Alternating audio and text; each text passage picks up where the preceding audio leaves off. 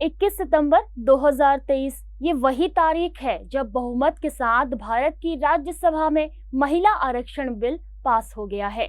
अब इसे स्वीकृति के लिए राष्ट्रपति के पास भेजा गया है। देश के राष्ट्रपति की मंजूरी मिलते ही ये बिल कानून बन जाएगा और देश में इसे नारी शक्ति वंदन अधिनियम के नाम से जाना जाएगा। नारी शक्ति वंदन अधिनियम के बाद महिलाओं को लोकसभा और विधानसभाओं में 33% आरक्षण मिलेगा। लेकिन इस बिल के कानून बन जाने के बाद भी फिलहाल इसे भारत में लागू नहीं किया जा सकता है और महिलाओं को फिलहाल इसका फायदा नहीं मिलेगा, जिसके लिए दो कारण हैं, जनगणना और परिसीमन। आइए जानते हैं क्या है जनगणना और परिसीमन जो महिला आरक्षण को लागू करवाने के लिए जरूरी है। जनगणना ये वो प्रक्रिया है जब किसी भी देश में एक निर्धारित सीमा में रह रहे लोगों की संख्या, उनके सामाजिक, सांस्कृतिक और आर्थिक जीवन से संबंधित आंकड़ों को इकट्ठा कर उनका अध्ययन किया जाता है और संबंधित आंकड़ों को प्रकाशित किया जाता है। भारत में हर 10 साल की अवधि में जनगणना की जाती है। अब जानते हैं परिसीमन के बारे में। परिसीमन से तात्पर्य बढ़ती जनसंख्या के आधार पर समय समय पर निर्वाचन क्षेत्र की सीमाओं के निर्धारण से है।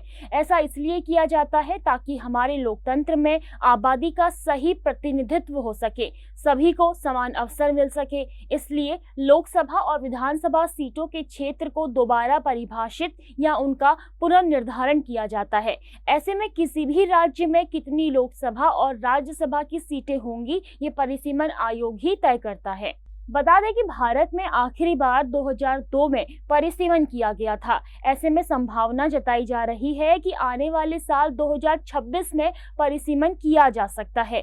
नई संसद के उद्घाटन में पीएम मोदी ने कहा था कि 2026 में परिसीमन के बाद लोकसभा की सीटें बढ़ेंगी। हालांकि परिसीमन से पहले जनगणना का होना जरूरी होता है और भारत में साल 2011 के बाद से कोई जनगणना ही नहीं हुई है। ऐसे में माना जा रहा है कि साल 2026 के बाद ही जनगणना हो सकती है और परिसीमन भी साल 2028 या 2029 तक ही संभव है। ऐसे में ये माना जा रहा है कि साल 2029 से पहले किसी भी सूरत में महिला आरक्षण बिल लागू नहीं हो सकता। पर क्या आप जानते हैं कि दुनिया के कई देशों में महिलाओं के लिए संसद में 50% के आरक्षण का प्रावधान है। इसमें फ्रांस और दक्षिण कोरिया शामिल है। नेपाल और अर्जेंटीना ने तो 1990 के दशक में ही प्रयास शुरू कर दिए थे। आज अर्जेंटीना, मैक्सिको और कोस्टा रिका जैसे देशों की संसद में महिलाओं का प्रतिनिधित्व 36% से अधिक हो गया है। लेकिन इन सभी देशों की तुलना में भारत अभी भी पीछे है। भारत दुनिया में महिलाओं की संसद में प्रतिनिधित्व के लिहाज से 185 देशों में से आज 141वें स्थान पर है। और हैरानी की बात तो यह है कि हमारा देश भारत महिलाओं की संसद में भूमिका के लिए पड़ोसी देश पाकिस्तान, बांग्लादेश और नेपाल से भी पीछे है।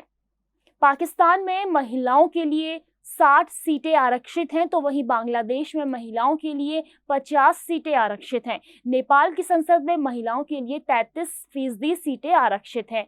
ऐसे में भारत ने संसद में महिलाओं की भागीदारी को लेकर नारी शक्ति वंदन अधिनियम जरूर पास कर दिया हो, लेकिन ये लागू कितने सालों में होता है, अब इसका सभी को इंतजार है। महिला आरक्षण बिल से जुड़े कुछ और वीडियोस के लिए आप हमारे डिस्क्रिप्शन में लिंक देख सकते हैं। आपको हमारी ये रिपोर्ट कैसी लगी हमें जरूर बताइए।